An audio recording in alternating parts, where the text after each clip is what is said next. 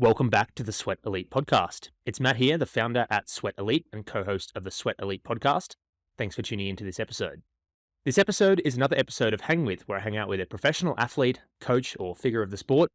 This week, I hang out with and chat with Andreas Альмгрен, Swedish distance runner, who has recently broken several Swedish national records. Andreas Альмгрен has incredible range. He was a 145 800 meter runner, still is obviously. He ran 145.59 back in 2015. But over the last few years, he has gone on a little tear. He's broken the national record in the 1500 meters last year, running 3:32.00 at the Bislett Games. He then went on to break the national record in the 10,000 meters earlier this year, 26:52. He also broke the national record for the 5,000 meters in 2022, running 13:01. And I think the most remarkable result, well, they're all remarkable results, but people were quite surprised at his recent first debut half marathon in Barcelona in the middle of February this year when he ran 59:23. Andreas Альмгрен is known to be a double thresholder. If you don't know what that is, you'll find out in this conversation. And this was a fun one for me. I learned all about what Andreas does in his work, what other hobbies he has, and of course we dive into plenty of the training details as well. Before I transition over to the audio that I recorded with Andreas about a week and a half ago now, I want to say a huge thank you to the sponsor of the Hang With series, which is Precision Fuel and Hydration, one of Sweat Elite's key brand partners. We've been working with them for over a year and a half now, and I've been using their products religiously in training and in racing. In particular, I'm a huge fan of their gels, their caffeine gels, and their carb chews, and their drink mix, and also their electrolyte tablets as well. They have quite a range to choose from. Head over to Precision Fuel and Hydration's website, and you can score a discount of 15% off your first order by using the code SWEATELITE at checkout, and you can find a link in the description of this podcast episode to take you straight there.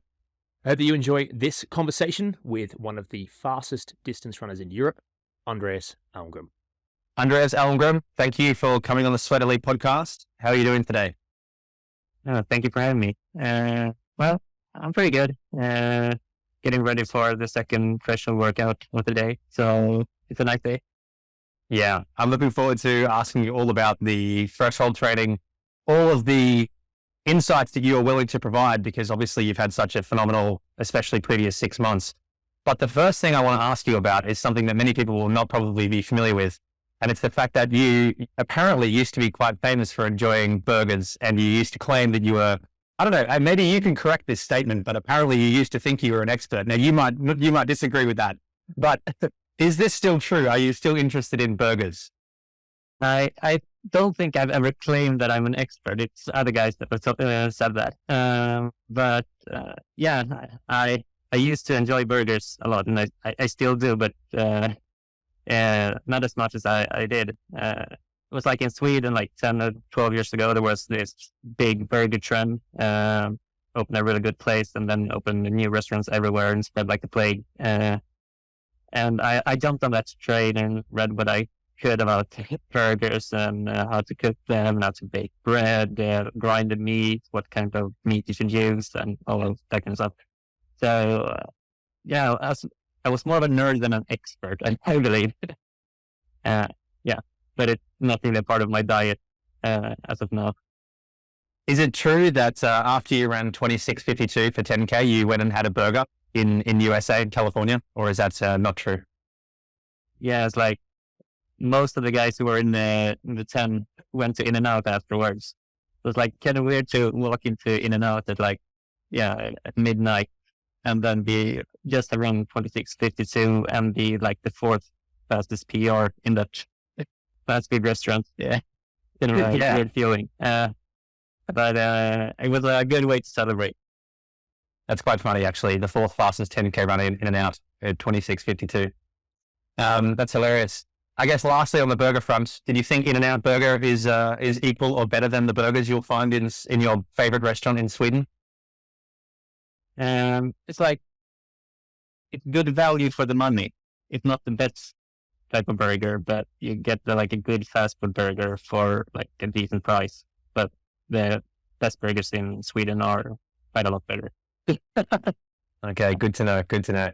All right, well, moving on from burgers, I just thought that was interesting because when I put up an Instagram story this morning about talking to you, there was maybe 50 responses, and I think 4 or 5 of them were about burgers, and I didn't know that, so I thought I'd ask about that. But before we talk about the training, one really interesting topic I'd like to ask you a little bit about is what you do for work. Because when I researched, your times, even though I was familiar with many of them already, looking at the news, I came across some information that you're still working. I'd love to know if it's full-time or part-time. It's not super clear, but I do know that you work for a very interesting company called Sexa, and you do a lot of data. In fact, I'm going to hand this over to you and let you explain exactly what it is, because there is an interesting Sports Business Journal article that I read, but I'd love for you to speak a little bit about what you do for work and what's Yeah. So right now I kind of like a mix between getting like the last few classes of my master's degree and working part-time at Sexa. So I'm getting a master's degree in applied mathematics. So doing like master's now called optimization and systems theory. And so kind of use that for my part-time at Sexa, which is like 40%, and it's completely remote. So it works quite well as a runner when you're away on training camps and all kind of stuff. But it simply used data and data science, AI to try to optimize training. As of now, we're like focused on running, but also doing some strength training and try to develop into new area. But we have like our main product called Elida, where you like connect your training watch, and then you can say, I want to run this distance at this day. And then you do some like metadata, like what's your experience, what's your current status, and then it just checks through your training data on the watch, and then it like is out an adaptive training plan for you up until that race, so you can be as quick as possible. That's really interesting. Does it have any individualization to it? So does it do any testing of the individual, what their background is? And I guess that might be answered in the question of, when you connect your watch, does it look at the history of your mileage and does it do some sort of reading as to who you are as a person, or does it just look into the future and think everyone is the same as at the starting point? No, the starting point is that it should be individual, and it should be optimal, and it should be adaptive. So it checks through your history, and then we can estimate what's your threshold pace, what's your like some 1, some 2, some 3 pace, all that kind of stuff. And then we can see a bit of how it has changed over time, and then it can like simulate what would be the like optimal plan for you. And then you can also like change and decide what your training philosophy should be. So if you want to do more like threshold based or more high intensity stuff, or more long slow distance, you can get a bit of that. So it should be like highly individual. Very interesting. And the article that I read from Sports Business Journal said that you ran the numbers through yourself before you ran your Barcelona half marathon, where ultimately you ran 59:23. Can you talk a little bit about what that prediction was? Yeah. So I can't like tell exactly how the algorithm works. Oh no, it's like, just more. But yeah, but it's like it looks through my training data, so it's not like it just checks my watch. So it's not like it says, you can see that I've done 10 by 1K at this time. It's just simply that you have a workout at timestamp 1 second, you had this pace and this heart rate. At like timestamp 1 minute and 32 seconds, you had this pace and this heart rate. And of course, you can watch through all of that. And then we like pick out like the good points that we, through our algorithm, we find that this is valuable data. And then we can like simulate and predict how fast your current performance is on each distance. And like 3 days before Barcelona half marathon, I checked my performance prediction, and it said 59:31, and then I ran 59:23. So it's pretty accurate. Yeah, that's amazing.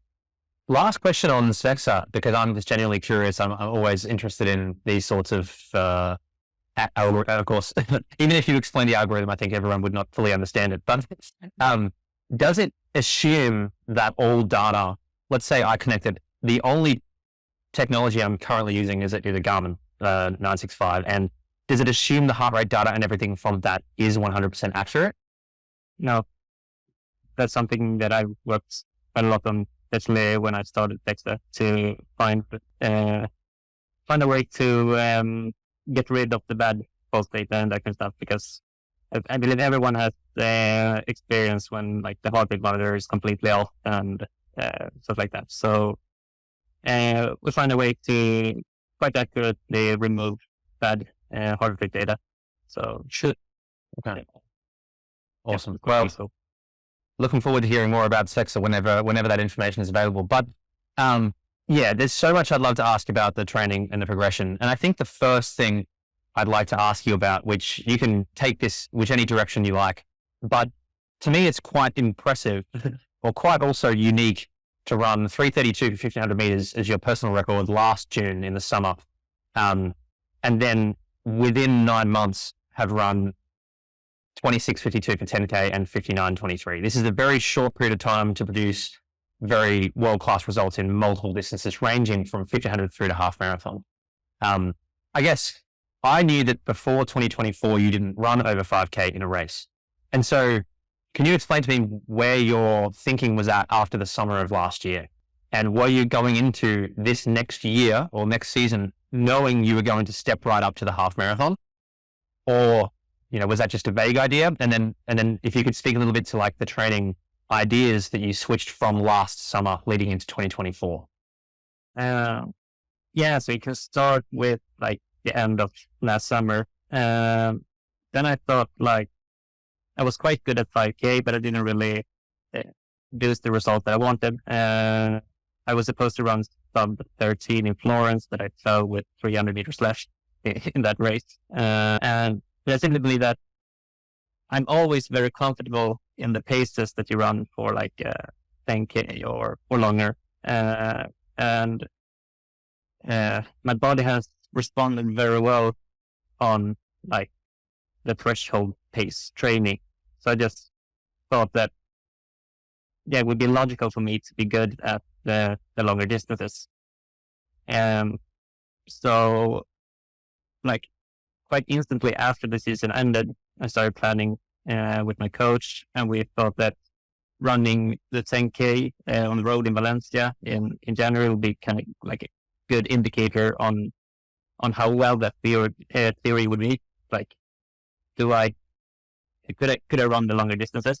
And if I produced a good result there, I would run the 10 and hopefully go for good results. Because we believe that like maybe this summer, but especially in like 4 years in Los Angeles, I would probably have the 10K as my like primary distance.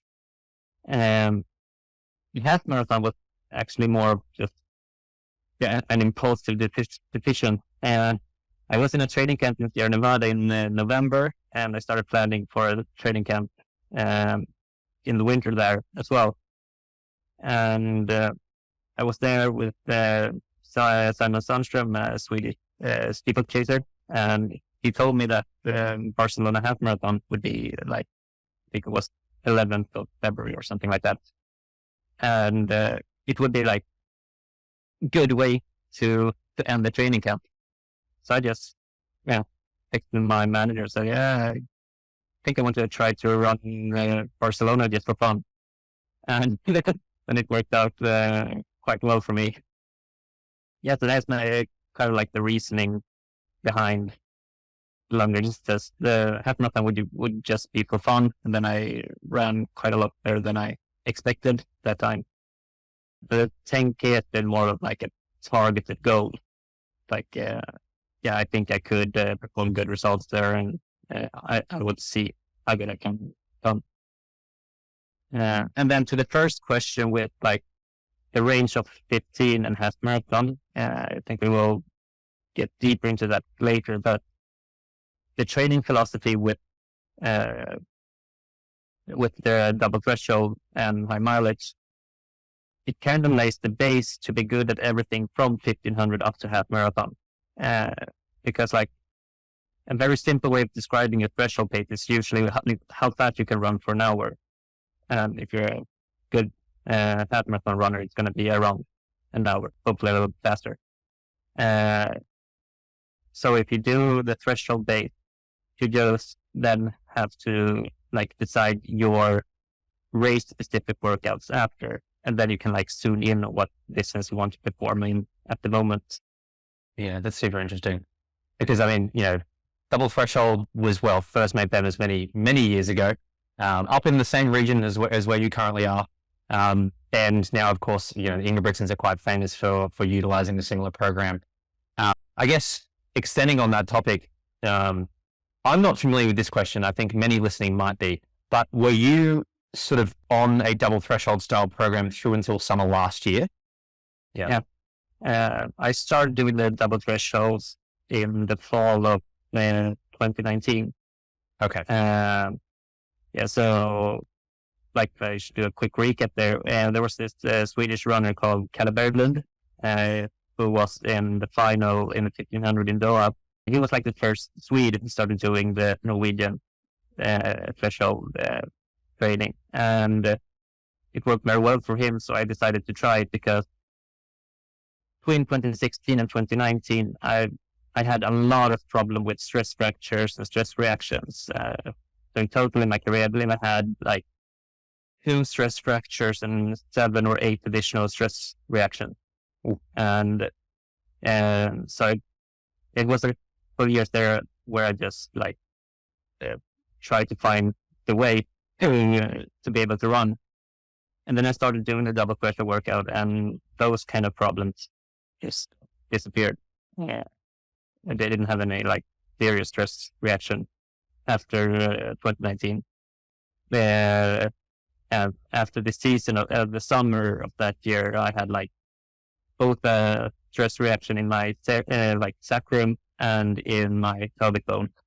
I believe that the double threshold system saved me. And it's kind of like when you do that kind of philosophy, it's like the important thing is that you just do the work day after day after day. And then after like a couple of years, you will get the results.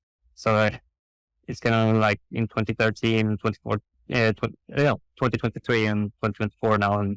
And further on, I will get the results of all the work I put in through the years. Yeah, that's so interesting. So why do you think in your mind, double threshold prevented, I mean, it may be a case of a little bit of luck, but if you had that many stress reactions and bone related issues between 2015, 2019, I think you said, or 2016, around that time, what exactly do you think it is about the double threshold system that makes it more injury preventative for you?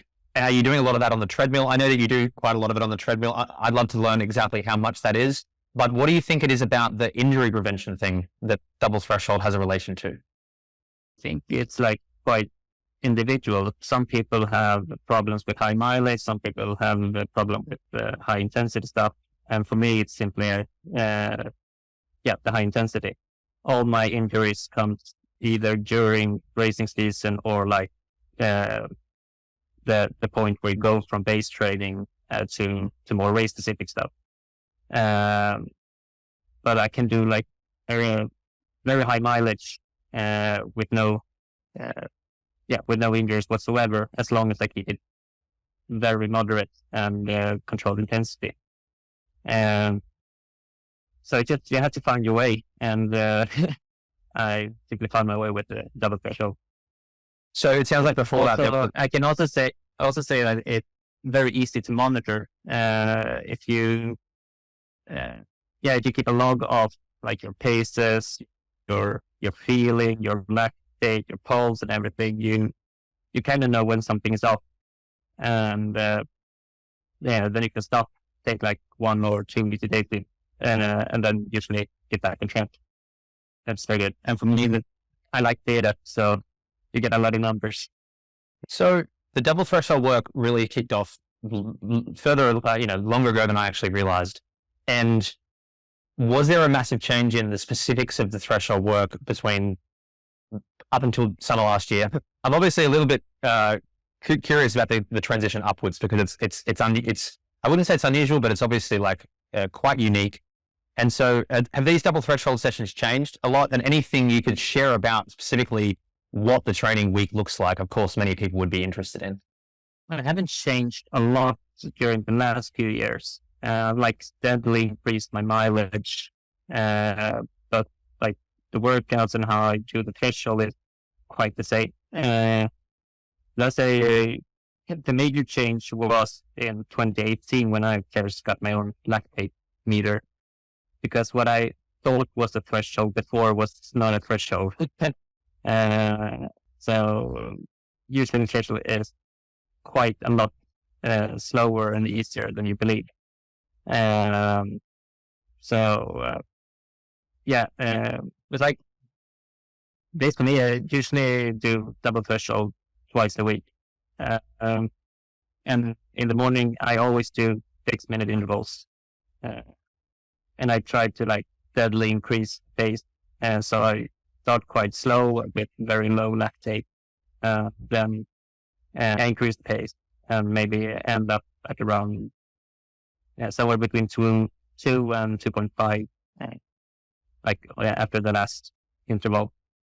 In the afternoons, I usually do like 3-minute intervals or 1K repeats, or on the track, I do like 25 times 400. When I'm in a very high mileage period, I do the same as in the morning, start slow and then go up to 2 or 2.5 lactate. When I get more close to racing season or a little lower mileage, I usually end up at around 3 or 3.5. But it's not something like extraordinary. It's very basic workouts, like 5 or 6 times 6 minutes with 1 minute rest. Take some lactate, 10 or 12 by 1K, 1 minute rest, 25 by 400, 30 seconds rest.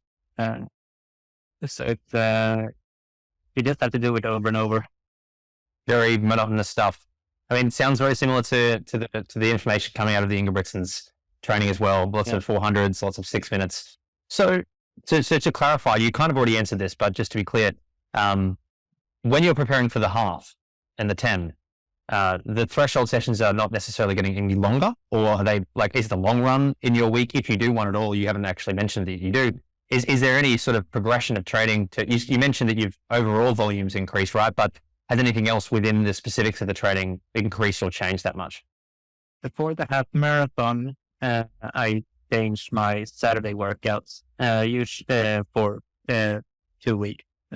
Usually during the base training, I do, surprisingly enough, the hill workout and then a threshold, just like the Ingebrigtsen. But for the half marathon, I did a little bit more, half marathon specific workouts. I believe I did one 3 by 6K, not super quick. Started at around threshold, lactate, then increased it a little bit. And I did it on a treadmill up in Sierra Nevada. So it was, for those who don't know, it's 2,300 meters altitude. So a lot over 7,000 feet. And then I did one workout with like, I think 6 times 2K plus 3 times 1K or something like that. A little bit higher intensity. Before the 10, I did 2 more race specific workouts. I think I did it like 2 and 3 weeks before the race, or if it was 3 and 4. But one of those workouts was like 5 times 2K on a track with 2 minutes rest.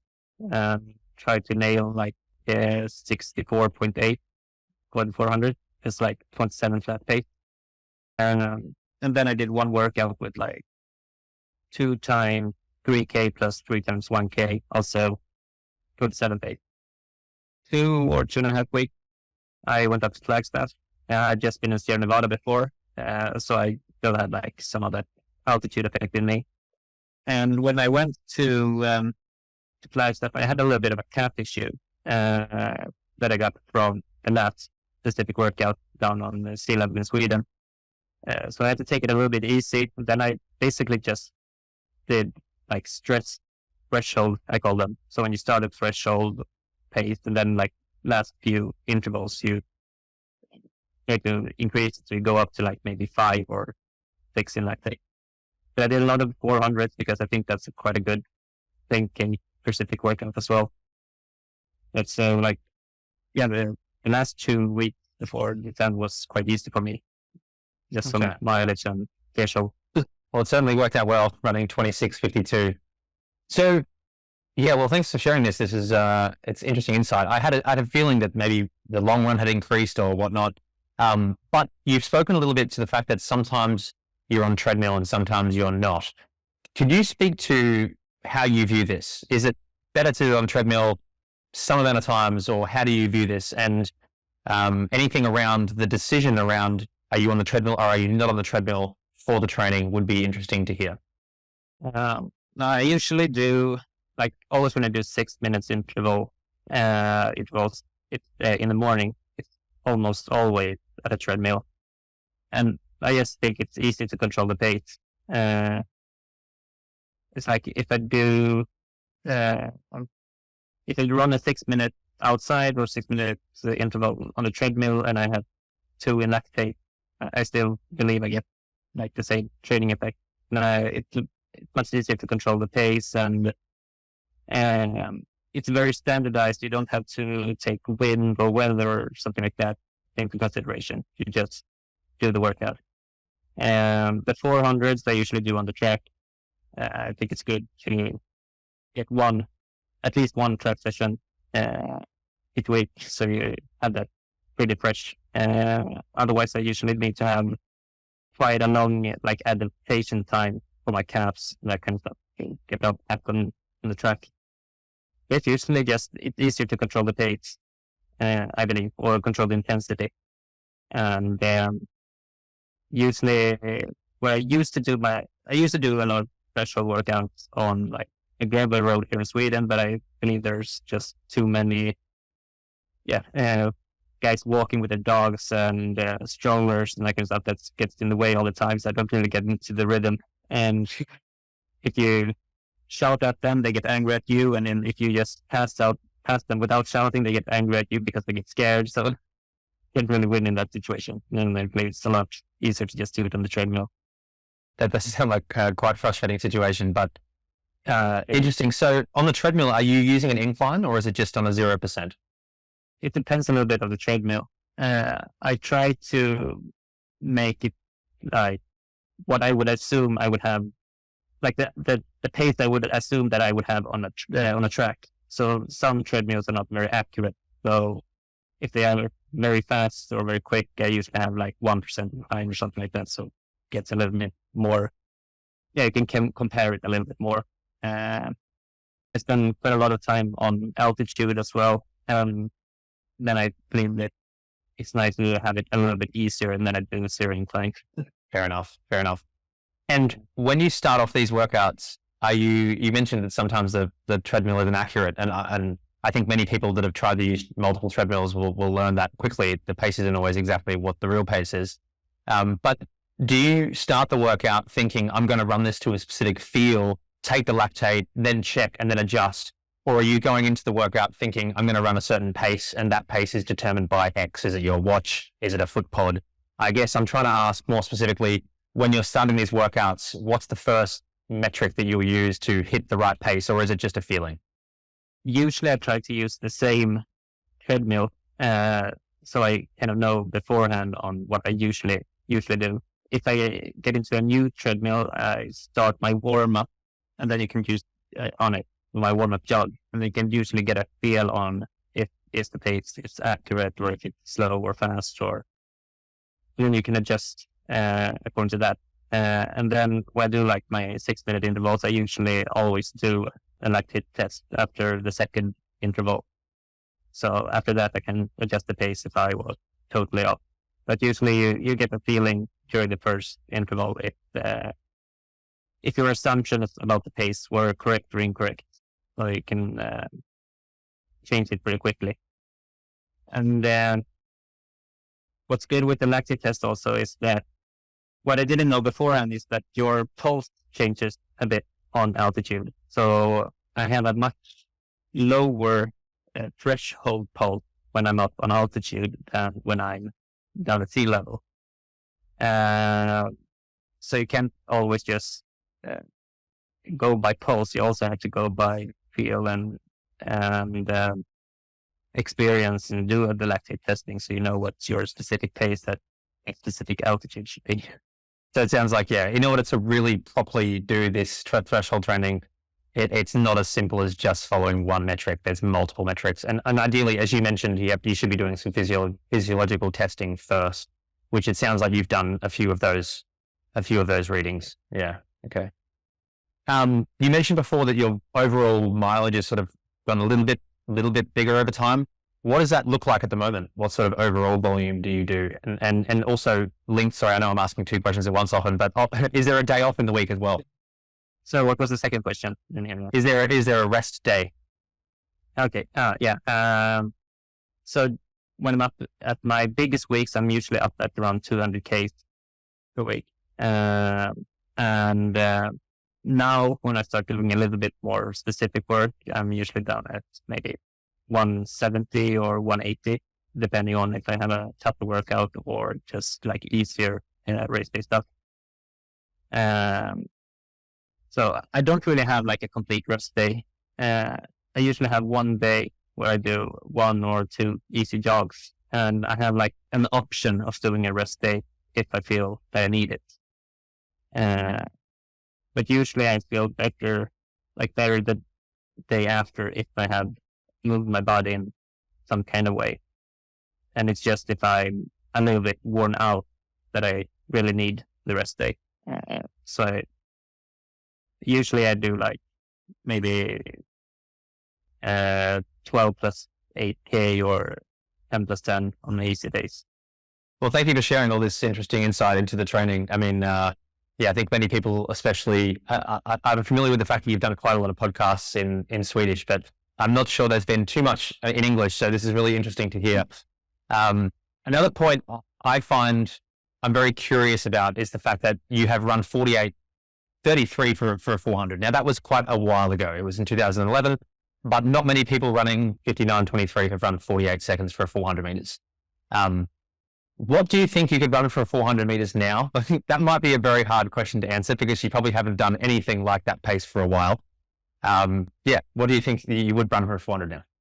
Yeah, if I had to do it from blocks, because I haven't started in blocks since like 2015. I don't know, 50.5 maybe. That's still pretty fast. Okay. Yeah, it's like I still have my like natural speed or something like that. I ran 22:80 for the 200s when I was 16. So it goes quite quickly for me to get into like 25 shape, quite easy for 200. So I believe I could do 50.5 or 50.8 or something like that. Okay. Like, I believe that if I should be competitive at 5K or 10K at a championship, I need to be able to do 52.5 for a last lap if it's really slow. And so I need to be able to run around like 50 flat for a flying 400 to have some kind of margin.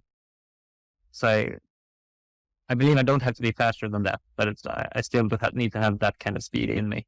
Yeah, well, I mean, you ran 3:32 10 months ago or less, 9 months ago, and that is, from what I understand, 56 seconds per lap. So yeah, I mean, now I think it through, it makes sense. Is there anything in the training now that helps you prepare yourself for a 52-second last lap? Because we've talked a lot about threshold training. This is all assuming to be somewhere in the vicinity of 2:48 to 3 minutes per kilometer, I assume, which is around 4:38 to 4:50 per mile. But what exactly do you do in training that prepares you for running a 52-second last lap in a 10K? I usually do strides all throughout the year, usually on Mondays. So I get like some kind of speed. not speed work, but some kind of like flowing in high paces. I mean, like less than a week before the half marathon, I had a flying 100 in 11.9 in Sierra Nevada. Whoa. So, and then I believe it's like when I come into the racing season, I start doing some kind of faster work. So 200s in 25 and a half, 26 or something like that. I don't believe that I really need to do anything more than that. I need to be able to very easy do a 200 in 25, so you can run very comfortably on on the back straight on a final lap. But when you're at that level, it's usually you just have to be strong enough to feel fresh when it's one lap left, and then it's just aerobic and anaerobic work. Yeah. Do you do any cross training in the week on top of all this training, or is it purely running? It's purely running when I'm healthy. I had a small injury in like a joint in my toe in the end of last season, but maybe end the season a bit early. So I did a lot of cycling after that. And I had kind of like a challenge for me that I would try to climb the Alpe de Swift. So it's like this big climb in Swift as quickly as possible. And I kind of a guy called Matthias Reck, who's a cycling coach for Lidl Trek, like the big professional team. So he sent me a program for 5 weeks to be able to climb it as quickly as possible. So that was a nice challenge for me. That's awesome. Is there any strength training in the week? Is there any lifting of weights? And what do you think about the idea of strength training? I've always found it fascinating that a lot of professional runners around your level do not strength train, but they tend to mostly be from Africa, where it's a bit of a different situation. But how do you view strength training, and do you do anything in that realm? I listened to Coffee Club podcast yesterday, and then Luis said that I don't do any kind of strength training, Luis Gujalva. So that was like a little bit of a misunderstanding. But during racing season, I don't do a lot of heavy lifting. But during base training and in preparation, I do lift once a week, and all throughout the year I do like rehab stuff, stability, and those kind of stuff. But my philosophy is that the strength will never be a limiting factor for me on how fast I can run a 5, 10, or half marathon. However, it's a good way to prevent injuries and stay healthy. So you need to do just enough strength training to be healthy and injury free. Everything I believe additional to that, I wouldn't say useless, but it's better to aim it on the running part, because that's the actual part that will make me faster or will be performance enhancing in the events that I do. Yep. Yeah, that makes sense. So it sounds like the strength training is there more for like a maintenance of general muscular strength, as opposed to trying to really get a lot stronger in the gym. Would that be accurate? Yeah, it's like, yeah, exactly. What I do in cleans or squats or single leg deadlift, something like that, that would never affect how fast I can run a 10K.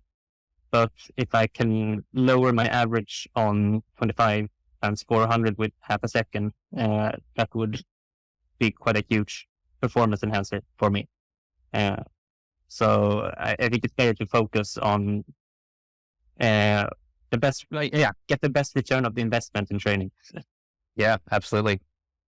Well, we've basically touched on pretty much everything I would like to ask, but just a couple of spin-off questions specifically from the running aspect that I had, that just mostly out of my own curiosity.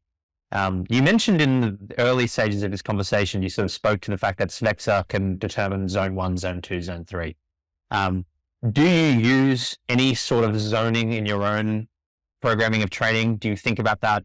And a couple of people asked in my Instagram story, how much running does he do in zone 2? Now, the whole zone thing, some people use, some people don't. It does make sense. There's many levels of zones as well, but yeah, if you could speak to zones and if you run in any sort of zone or anything like that, that would be interesting to hear. I don't really have that kind of zone focus. I think it's better if you're not very experienced and you don't really know how one type of session should feel. It's better to say stay between, in this pulse zone. That's better for you. When I do my distance run now, I completely go by feel. If I feel heavy, I run a bit slower. If I feel great, I run a bit faster. So usually if I have a distance run and it's like quite flat and I have like a normal feeling, I usually start at route maybe 4:20, 4:15 the first K, and then the second K in 4 flat, and then 3:50, and then around 3:50 or 3:45 or something like that. Then I do obviously a lot of lactate testing on the interval workouts. So that's my kind of, those kind of zones that I work with. So I have my threshold lactate, and then when I do more high intensity stuff, I still usually have some kind of lactate that I don't want to reach above. I usually change my pace and rest according to those lactate tests. Okay. Well, thank you for sharing. Lastly, I'm curious what you think, and we did have one person ask about this, what you think about or how you approach diet and how important you think diet is to the overall sort of training and racing and the performance of both. And I guess this also ties in with body weight. It's a very interesting subject that can be touchy with some people, cannot. But do you feel like diet is really important? And if you do, what do you do in that realm?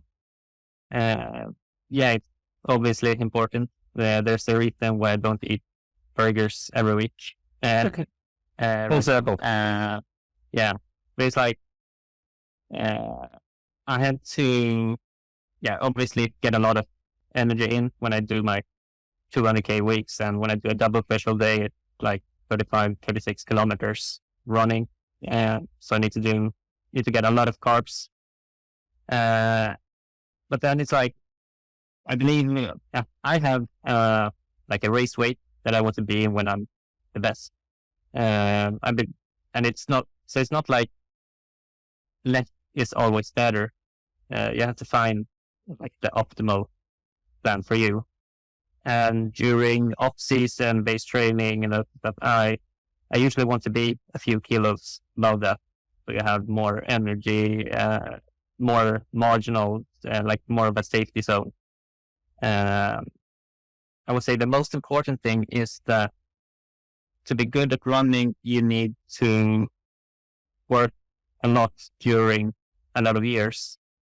And so that you need to create like an everyday situation that you're comfortable with. So you can't be 100% about everything or every day. So like, I like chocolate, or I enjoy a hamburger once in a while. So sometimes I have it, not like I have forbidden foods or snacks and that kind of stuff. But you can't have like all day, every day. You have to like choose your moments. So if you do right like 95% of the time, and that makes your everyday so much easier, and you can do it for 15 years, I believe that's better than being 100% and feel miserable all the time. Well said. Well said. Well, the last one I have for you is what is the focus this year? I assume 10K is really what the focus is, having run the automatic standard. And if you could extend upon that answer around what the overall goal for this year would be. I'm curious, because I'm a marathon runner now, if you have interest in eventually getting to the marathon. So we Europeans, we have both the European Championship and the Olympics this summer. So in the European Championships, I will only run the 10K. And obviously I want to try to fight for the gold medal there. There are a few very good European runners. Jimmy Gracier broke the European record for the 10K on the road, like the day after my 1,000-meter race.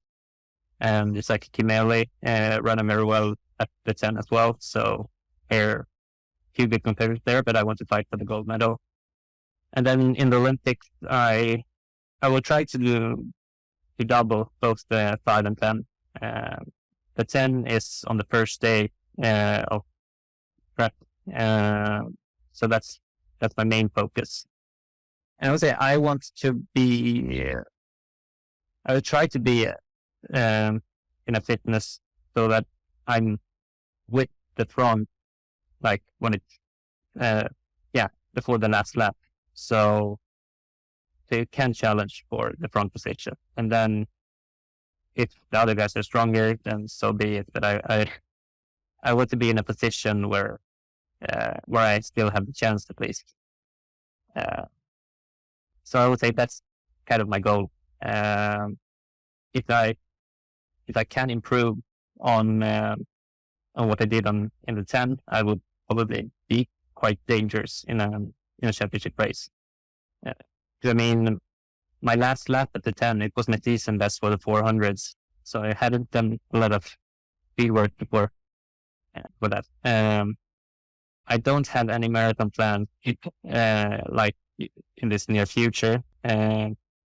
But like last January, I believe, it was the first time where I actually talked about maybe doing a half marathon. And then, roughly 1 year later, I ran one. So we'll see. But the marathon is a different kind of beast. I need to do a lot more like specific stuff. You can't just do pressure training and believe that you can run well there. But obviously, I sometime I want to do a fast marathon. Awesome. Andreas, I really appreciate you finding the time to speak with me and share so much about your training. All the best this year. Looking forward to seeing how you go. Where do you share your updates? Do you have an Instagram? Do you sort of put anything else out there? Are you on Strava or Facebook or anything like that? Or where can people follow you if they don't already? I think the best way to follow me is on Instagram. Yeah.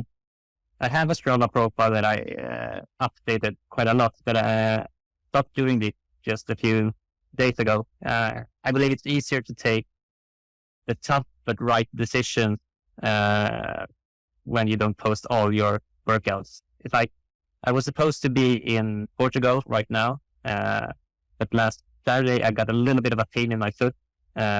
So I went back home to Sweden just to get it examined, and no worries, I'm back in full training now. But the moment I didn't post anything on Strava, I got like a ton of messages. So, are you injured again? How are you? Is everything okay? It's like, and that's kind of stressful to always have a lot of messages and people asking if I messed up again. So I maybe go back on Strava in the future, but as of right now, I don't post there. So I believe my Instagram is the best way to follow me. And then obviously on the track meets, I will run the 1500 meter in Doha. So I'll be back there next time. Awesome. Thank you so much, Andreas. I really appreciate it. All the best to you in the upcoming season, and hopefully a medal comes at the Olympic Games. We shall see. Thank you very much. Thanks for tuning into this podcast episode, guys, and I hope you enjoyed that conversation with Andreas Альмгрен as he prepares for the Olympic Games in Paris. Just a quick one, Sweat Elite recently launched a new members area that's called the Shareholders Club, and you can access more content from Sweat Elite over there. It is a supporters club, so it's for people that wish to access absolutely everything that Sweat Elite puts out. We put out about 3/4 of the content for free on the internet, on YouTube, on podcast, and on the website. But there is a private podcast feed called Training Talk and quite a few different other episodes to do with training over on the Shareholders Club. And you can access that private podcast feed by signing up. It's only $10 a month or $99 a year to access that private podcast feed. And you also access 100% of the articles on the Sweat Elite website at all times, which is over 460 articles about elite running training. Thanks, guys, for tuning in. I hope you'll join us over at the Shareholders Club. You can find the link in the description of this podcast or head to sweatelite.co/shareholders and you can sign up there. Thanks, guys, and speak to you next week.